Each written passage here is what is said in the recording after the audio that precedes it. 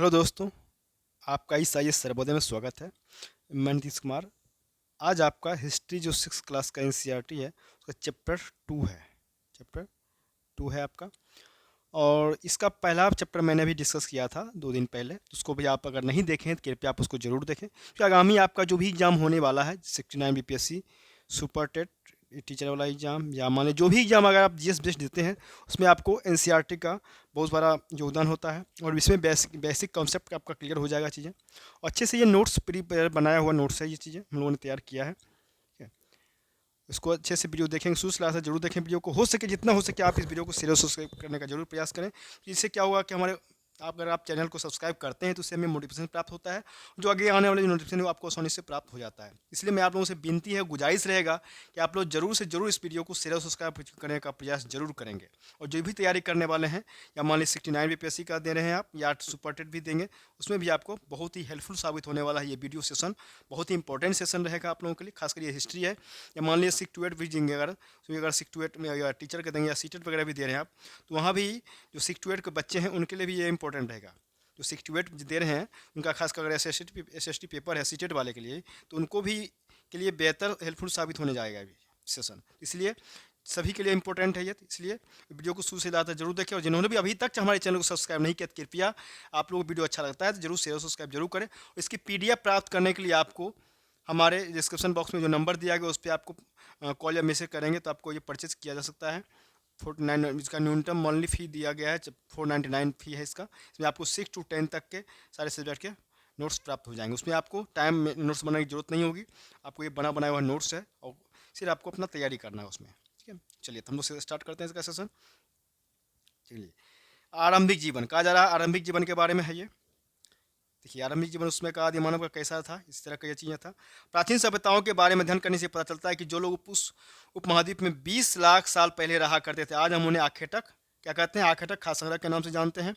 भोजन की व्यवस्था का इंतजाम करने की विधि के आधार पर उन्हें हम इस नाम से पुकारते हैं कि आमतौर पर खाने के लिए वे जंगली जानवरों का शिकार करते थे, मछलियाँ और चिड़ियाँ पकड़ते थे, फल दाने पौधे पत्तियाँ एक अंडे इकट्ठा करते थे। जब एक जगह इन चीज़ों की कमी महसूस होती थी तो वे दूसरी जगह तलाश करते थे। पुरानी सभ्यताओं के बारे में पुरातत्वविदों को कुछ ऐसी वस्तुएं मिली है जिनका निर्माण क्या है और उपयोग आखेटक संग्रह किया करते थे। यह संभव है कि लोगों ने अपने काम के लिए पत्थरों, लकड़ियों और सिंगों का औजार बनाए हों। आखेटक खाद्य संग्रह से भोजन के उत्पादन तक, देखिए ये सब जो है उसमें था। इनमें पत्थरों जो ये जो दिया हुआ है फिगर, इसमें आपको पत्थरों के औजार आज भी बचे हुए हैं, कुछ लोग अभी भी यूज हो रहा है। कहीं के उत्खनन में लोहे और तांबे के हथियार और बर्तन भी मिले हैं इसमें का था, जिनके आधार पर उस समय की जो सभ्यता थी और मानव के बारे में जानने का मौका मिला है, ये मौका मिलता है। बाद की सभ्यताओं में रहने के भवन और कहीं तो पूरे नगरों का निर्माण भी मिलता है, जैसे हड़प्पा और मोहनजोदड़ो की सभ्यताएं। अब यहाँ आरंभिक नगर कैसा था उस समय का, जो आरंभिक नगर तो था कैसा था, तो आखेटक खाद्य संग्राहक इस महाद्वीप में 20 लाख साल वर्ष पहले रहते थे। इन्हें यह नाम भोजन का इंतजाम करने की विधि के आधार पर दिया गया है। भोजन जो है जानवरों का शिकार, मछलियाँ, चिड़ियाँ, फल फूल, दाने, पौधे, पत्तियाँ, अंडे इत्यादि आखेटक शिकारियों को कहते हैं। आगे है, यह लोग क्या करते थे, ये जो लोग होते थे ये लोग काम के लिए लकड़ी, पत्थर और हड्डी के औजारों का भी प्रयोग करते थे उस समय। देख रहे हैं यहाँ पे पाला का आखेटक जो खाद्य संग्रह जो अपने खाद्य भोजन संग्रहण करने के लिए भोजन उत्पादक करते थे, एक स्थान से दूसरे स्थान पर जाने के कारण भोजन की तलाश में उन्हें एक स्थान से दूसरे स्थान पर जाना पड़ता था। चारा की तलाश में वे जानवरों का शिकार करते हुए एक स्थान से दूसरे स्थान जाते थे। अलग अलग मौसम में फल की तलाश पानी में होती थी। इन लोगों ने काम के लिए पत्थर, लकड़ी, हड्डियों का भी औजार बनाया करते थे। अब बात करें हम पुरास्थल क्या होता है, उसमें जो था पुरास्थल का मायने क्या होते हैं। पुरास्थल कहा जा रहा है वैसा स्थान है जहाँ पूर्व मानव गतिविधि प्रकट होती है। पुरास्थल भी समझने वाली टर्मोलॉजी है आपका। ठीक है, देखिए ये जो है मैपिंग के थ्रू यही बताया गया चीज़ आप लोगों को। पुरा पुरापाषाणिक पुरास्थल, नवपाषाणिक पुरास्थल, महापाषाणिक पुरास्थल और और आधुनिक नगर, ये सब फिगर दिया हुआ है। साइटों के भीतर घटनाओं से संबंधित साक्ष्य में संरचनात्मक विशेषताएं, कलाकृतियां, मैक्रो और सूक्ष्म वनस्पतियों और जीवों के साथ साथ आणविक साक्ष्य जैसे लिपिड, डीएनए और स्थिर आइसोटोप शामिल है। खुदाई से पहले या बाद में स्थलों के संरक्षण की आवश्यकता हो सकती है।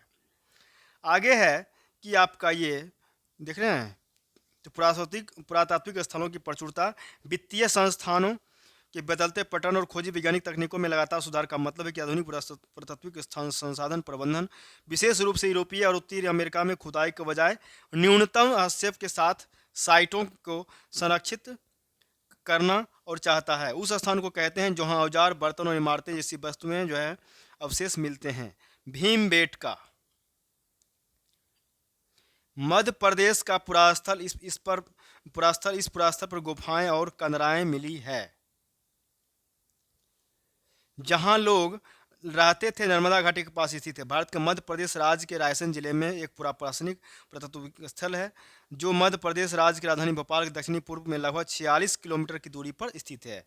भीमबेटका जो है आपको यूनेस्को की विश्व धरोहर स्थलों में से एक है और इस स्थल को सन 2003 ईस्वी में इसको क्या किया गया था, तो वर्ल्ड हेरिटेज साइट घोषित किया गया। ये भी क्वेश्चन पूछा गया है।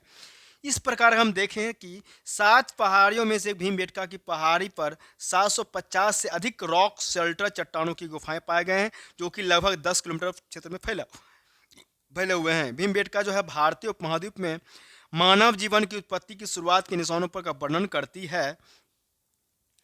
इस स्थान पर मौजूद सबसे पुराने चित्रों को आज से लगभग 30,000 साल पुराना माना जाता है। कि इन चित्रों में उपयोग किया गया रंग वनस्पतियों का था जो कि समय के साथ धुंधला होता चला गया और इन चित्रों को आंतरिक दीवारों पर गहरा बनाया गया था। कुरनूल गुफा आप समझेंगे। कुरनूल गुफा क्या है, तो आंध्र प्रदेश यहाँ राख के अवशेष मिले हैं। इसका इस्तेमाल प्रकाश, मांस भूनने और खतरनाक जानवरों को दूर भगाने के लिए होता था। कुरनूल ये गुफा है।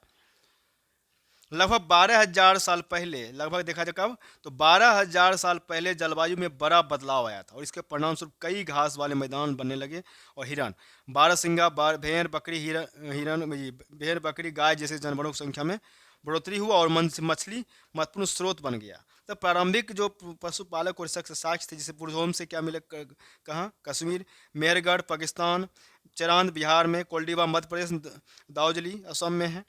आगे है बुर्जहोम। आप समझेंगे कि बुर्जहोम क्या है, तो वर्तमान कश्मीर में है ये। लोग वहाँ गड्ढे के नीचे घर बनाते थे जिन्हें गर्तावास भी कहा गया है। अब मेहरगढ़ के बारे में चर्चा करें तो मेहरगढ़ में बस्ती का आरंभ 8,000 साल पहले। यह स्थान ईरान से जाने वाले रास्ते में महत्वपूर्ण था। यह बोलन दर्रे के पास एक हरा भरा समतल स्थान है।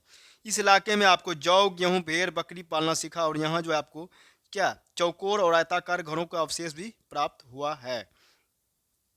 मेहरगढ़ में आपको कब्रों को सामान भी रखे जाते थे। एक कब्र में मानव के साथ एक बकरी भी दफनाई गई है। वहाँ मेहरगढ़ में आपको क्या मिला है, तो एक कब्र के साथ पशु का मतलब बकरी का भी फिगर पशु में मतलब चित्र मिला है। पुरापाषाण आप समझेंगे यहाँ पे पुरापाषाण क्या होता है, ये भी समझना कि बहुत जरूरी है। जो दो शब्द पुरा यानी प्राचीन, या दो शब्द से मिलकर बना है पुरा और पाषाण। मतलब पुरा का मतलब यानी प्राचीन, पाषाण यानी पत्थर। मतलब इसे 3 भागों में बांटा जा सकता है, जैसे आरंभिक, मध्य एवं उत्तर। मतलब पूरा पाषाण युग जिस काल में पत्थर का प्रयोग किया जाता था उसे पाषाण काल कहा जाता है। सीधा शब्दों में यही है। पाषाण काल मानव के उद्भव एवं विकास का काल है। मानव के प्रारंभिक काल के विषय में जो पुरातात्विक साक्ष्य मिलते हैं उन्हें पाषाण निर्मित उपकरणों की अधिकता के कारण इसे पाषाण काल कहा जाता है। पूरा पाषाण काल की अगर टर्मोलॉजी को समझें तो 20 लाख से 12,000 आरंभिक काल को कहते हैं, ईसा पूर्व को। मध्य पाषाण काल की अगर बात करेंगे तो 12,000 ईसा पूर्व से 10,000 ईसा पूर्व, इस काल को पर्यावरणीय बदलाव में मिलते हैं।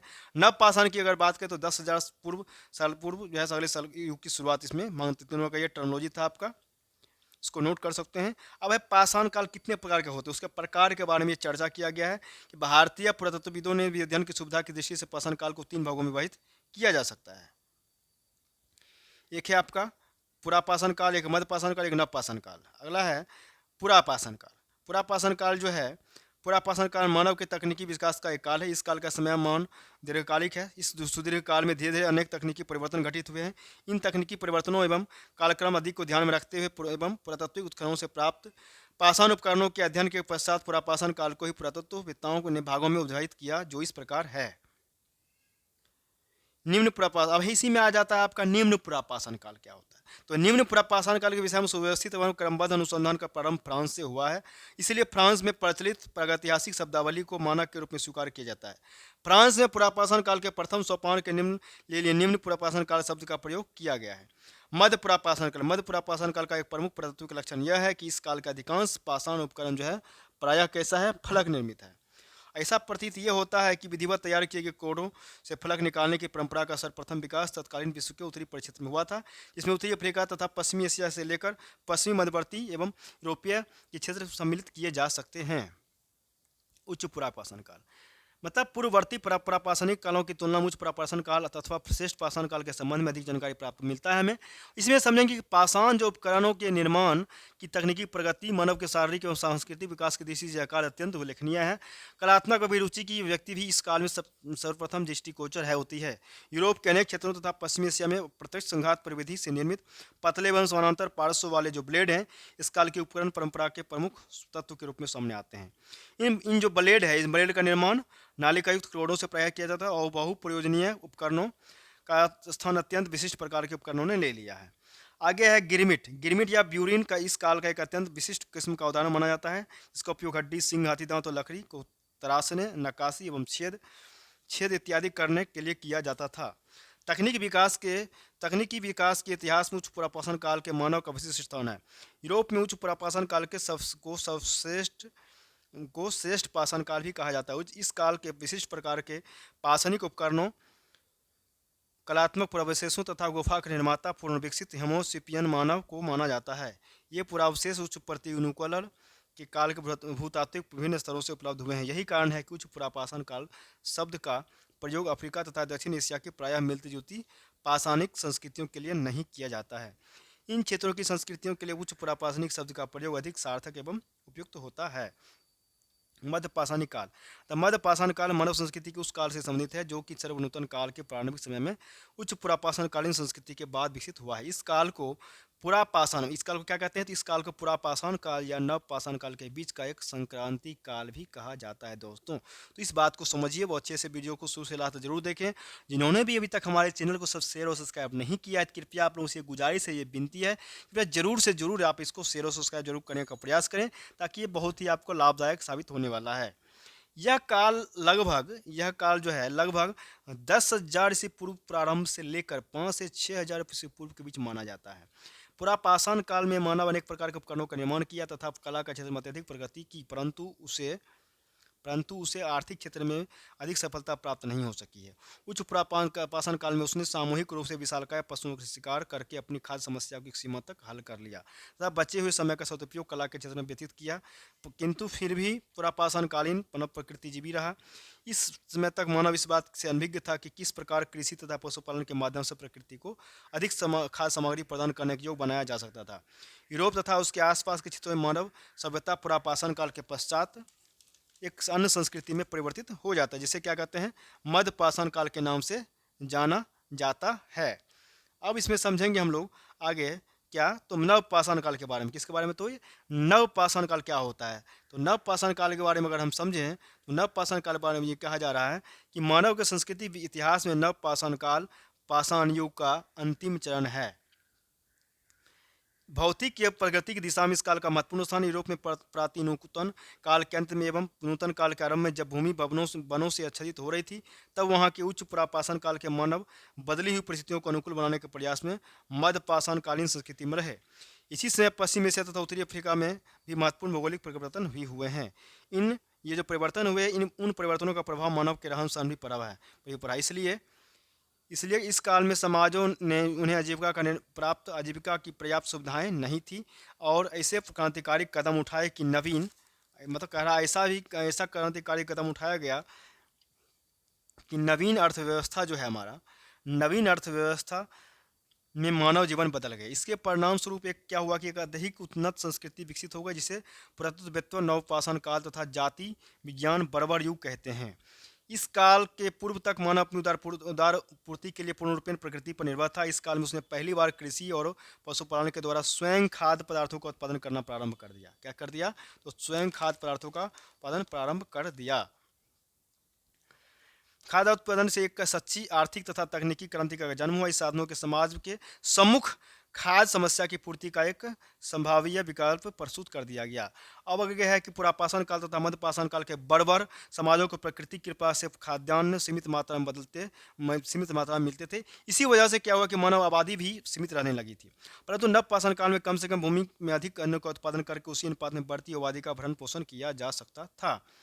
आगे अगर हम समझेंगे तो आपको है कि इसके अतिरिक्त इस काल में मानव ने वनों से प्राप्त लकड़ी से नाव, मकान और कृषि कर्म में आने वाले जो औजार था, जो काष्ठ कला और मृदभंड कला और कपड़ा बुनना जैसी कलाओं का आविष्कार भी किया। इन सब उद्योगों में उसे नए ढंग के मजबूत उपकरणों की आवश्यकता पड़ी। इसी कारण क्या हुआ कि नवपाषाण जो काल है उसमें मानव ने पाषाण उपकरणों को विशिष्ट आकार देने के लिए फलकीकरण के पश्चात गढ़ना, घिसना और चमकाना जैसी विधियाँ सीखी। इन उपकरणों ये जो उपकरण है, ये उपकरण चमकाना जैसे विधान, इन उपकरणों के कारण पुरातत्ववेत्ता इस युग को नवपाषाण काल के नाम से पुकारते हैं। अब आ गया आग की खोज। अब समझेंगे कि मानव जो आग की खोज कैसे किया था। आग का खोज आदिमानव काल से ही हो गया था। आग का जो खोज हुआ था आपको आदिमानव काल से ही हो गया था, क्योंकि जंगलों में रहने वाले आदिमानव जो थे वो क्या करते थे, वो जंगली जानवरों से बचने के लिए आग का उपयोग करते थे। कहा जाता है कि आदिमानव ने आग की खोज पत्थर के रगड़ने से प्राप्त हुआ था। जब वो पत्थर को एक स्थान से दूसरे स्थान पर ले जा रहे थे तो गलती से एक पत्थर दूसरे पर ऊपर गिर गए और आदिमानव ने पत्थरों के टकराने से उत्पन्न चिंगारी को देखा। उसी समय आदिमानव से डरता था, लेकिन धीरे धीरे उनको इसका उपयोग करना समझ में आ गया कि कैसे उसको उपयोग करना है। शुरू में आदिमानव यहीं कहीं गुफाएं होती थी तो मनुष्य उन्हीं में रहने लगते थे, अन्यथा वे बड़े बड़े पेड़ों की पत्तों वाली शाखाओं के बीच अपने लिए एक शरण स्थान बना लेते थे। और यदि उन्हें दो चीज़ों का डर रहता था, मौसम और जंगली जानवरों का। आदिमानव नहीं जानता था कि बादल क्यों गरजते हैं या बिजली क्यों चमकती है, और जब किसी चीज़ का कारण समझ नहीं आता तो आदमी उससे भयभीत डर रहता है। बाघ, शेर, चीता, हाथी और गैंडे जैसे खूंखार जानवर भी उस जंगल में घूमते फिरते रहते थे।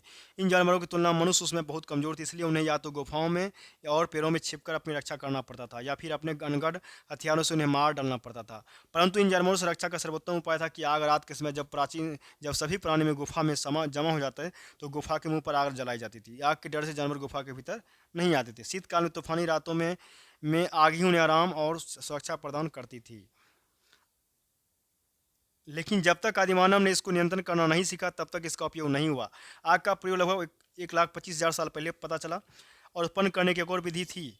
घर्षण विधि से आग उत्पन्न करने की सबसे सरल और प्रचलित विधि लकड़ी के पटरे पर लकड़ी की छड़ रगड़ने का है। प्राचीन भारत में भी इस विधि का प्रचलन था। इस यंत्र को अरनी भी कहते थे। इस विधि से आग उत्पन्न करना भारत के अतिरिक्त श्रीलंका, सुमात्रा, ऑस्ट्रेलिया और दक्षिण अफ्रीका में भी प्रचलित था।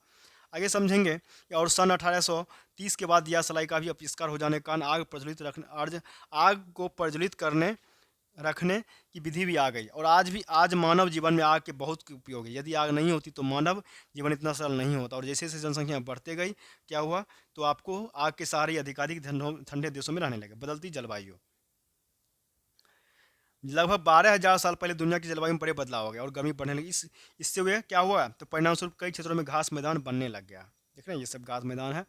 इसी वजह से आपको हिरन है, बारहसिंगा, भेड़, बकरी, गाय जैसे उन जानवरों की संख्या बढ़ा जो घास खाकर जिंदा रह सकते हैं। इस जो लोग जानवरों का शिकार करते थे वे भी इनके पीछे रह गए, और इनसे वे खाने पीने की आदत और प्रजनन वेब से समय की जानकारी हासिल करने लगे। हो सकता है कि जब तब लोग जानवरों को पकड़ कर अपनी ज़रूरत के हिसाब से, ज़रूरत के अनुसार पालने की बात सोचने लगे हों। साथ ही इस काल में मछली भी भोजन का एक महत्वपूर्ण स्रोत बन गया था। आगे है खेती और पशुपालन की शुरुआत। आरंभिक काल में खेती और पशुपालन की शुरुआत दक्षिण एशिया का एक और पुराना न्योथलिक साइट 7,000 ईसा पूर्व का मेहरगढ़ है। यह पाकिस्तान के बलूचिस्तान के कराची के मैदान में स्थित है। मतलब यह दक्षिण एशिया में खेती, गेहूं और जौ और पशुपालन, मवेशी, भेड़, बकरियां की दृष्टि से सबसे आरंभिक साइटों में से एक है। जैसे यहाँ पे क्या हुआ, बीज के रूप में, खाद के रूप में, देखिए यहाँ दिया हुआ है, और मराने के लिए। पशुपालन की शुरुआत कैसे हुआ था, देखा जाए तो लगभग 12,000 वर्ष पहले पृथ्वी पर एक तापमान में वृद्धि के कारण जो घास के मैदानों और जानवरों का विकास हुआ था। शिकार करने और कुछ जानवरों को खाने के बजाय वृद्ध पाषाण युग के आदमी के गहन अवलोकन के बाद उन्हें पकड़ लिया गया और उनका पालन पोषण करने लग गया। इसी वजह से पशुपालन और डेयरी फार्मिंग की शुरुआत हो गई भारत में। पशुपालन जो है कृषि की वह शाखा है जो जानवरों से संबंधित है, जो मांस, फाइबर, दूध और अन्य उत्पादों के लिए उठाए जाते हैं। इसमें दिन प्रतिदिन की देखभाल, चयनात्मक प्रजनन और पशुधन का पालन पोषण भी शामिल है। पशुपालन का एक लंबा इतिहास भी रहा है, जो न्योथलिक क्रांति के साथ शुरू होती है। जब जानवरों को पहली बार पालतू बनाया गया था तब लगभग 13,000 ईसा पूर्व से पहली फसलों की खेती से पहले प्राचीन मिस्र जैसी प्रारंभिक सभ्यताओं के समय तक मवेशियों, भेड़ों और बकरियों की सूरों को खेतों पर उठाया जा रहा था। अब फिर आ गया पशुपालन। पशुपालन की अगर समझें तो पशुपालन क्या है? सामान्यतः नवंबर में सिंधु सभ्यता में फसल बोई जाती थी और अप्रैल में काट ली जाती थी, अभी भी यही है। खेती में पत्थर एवं कांसा के औजार प्रयोग मतलब उपयोग किया जाता था। कालीबंगा में प्राक हड़प्पा अवस्था के हल से जुते हुए खेत का साक्ष्य मिलता है। बनावली में मिट्टी के बने हुए हल का एक खिलौना प्राप्त हुआ। ऐसा प्रतीत होता है कि सिंधु सभ्यता में हल लकड़ी के बने होते थे। सर्वप्रथम कपास की खेती सिंधु सभ्यता में ही शुरू हुआ है, इसलिए यूनानी लोग सिंधन कहते थे। पेड़ पौधों में पीपल, खजूर, नीम, नींबू एवं केला उगाने के साक्ष्य मिलते हैं। महत्वपूर्ण फसल की अगर बात करें तो गेहूं की 2 या 3 प्रजाति पसंद था। कौन? टेट्रिकम कनेक्टम और ट्रिटिकम स्फेरोकम।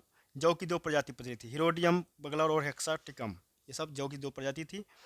इनके अतिरिक्त और भी ये चीज़ें कि आपका राई, मटर, तिल, खजूर, सरसों, कपास, चना। रागी उत्तर भारत के किसी भी स्थल से प्राप्त नहीं होता था। चावल की खेती गुजरात और संभवतः राजस्थान में होता था उस समय। लोथल एवं रंगपुर से मीनमोती में धान की भूसी लिपटी हुई मिली है। गुजरात के लोग हाथी पालते थे, मतलब समझिए उसमें लोग, गुजरात के जो लोग होते वो हाथी पालते थे। सिंधु सभ्यता में कृषि के साथ पशुपालन का भी एक महत्वपूर्ण स्थान हुआ करता था। उत्खनन में उपलब्ध बहुसंख्यक पशु अस्थि अवशेषों, मोहरों पर अंकित पशु आकृति और मिट्टी के असंख्य पशु कृति मूर्तियों से पशुपालन के संकेत मिलते हैं। उत्खनन में प्राप्त अवशेषों से ये पता चलता है कि इस समय लोग दूध देने वाले पशु यथा गाय, भैंस, बकरी आदि के अतिरिक्त भैंस, सूअर, हाथी यथा ऊँट भी पालन करते थे। पालतू पशुओं में कुबरदार वृषभ का भी महत्व था। ये लोग घोड़े से परिचित थे या नहीं यह कहना कठिन है, लेकिन लोथल से प्राप्त एक ऋणमयी घोड़े की आकृति से ऐसा प्रतीत होता है कि ये लोग घोड़े से परिचित थे। इसी प्रकार ये लोग कुत्ता, बिल्ली और सुअर से भी परिचित होते थे। आगे बात करें, अब यहाँ आ गया क्वेश्चन। क्वेश्चन समझेंगे कि है आकर्षक खाद्य संग्रह गुफाओं में इसलिए रहते थे क्योंकि यहाँ उन्हें वर्षा, धूप और हवाओं से राहत मिलती थी। घास वाले मैदानों का विकास 12,000 साल पहले हुआ था। खेतों में काम करने वाले एक ही स्थान पर लंबे समय तक क्यों रहते थे, इसका आंसर इसमें दिया गया है चीज़ें। पुरातात्विक ऐसा क्यों मानते हैं कि मेरे घर के लोग पहले शिकारी थे और बाद में उनके लिए पशुपालन ज़्यादा महत्वपूर्ण हो गया। ये सब चीज़ें आप लोग कर लेंगे क्वेश्चन। देख रहे हैं तो ये खाटक संग्रह एक दूसरे पर क्यों घूमते रहते थे, उनकी यात्रा आज की हमारी में क्यों महत्वपूर्ण है, ये सब क्वेश्चन है आपका, सब कर लेंगे आपको। चलिए ठीक है, तो हम लोग नेक्स्ट सेशन में मिलते हैं। और तब इस वीडियो को शुरू से लाता जरूर देखेंगे और जितना हो सके आप इसको शेयर करने का जरूर प्रयास करेंगे और जितना हो सके इसको सब्सक्राइब कीजिए ताकि इससे मोटिवेशन प्राप्त होता है हमें। इससे क्या होगा कि हमें आसानी से पता चलता है कि कितने लोग तैयारी कर रहे हैं और भी तैयारी करने वाले हैं, उनको आप शेयर जरूर करेंगे। फिर मिलते हैं जब तक नेक्स्ट सेशन के लिए, तब तक के लिए बहुत बहुत धन्यवाद।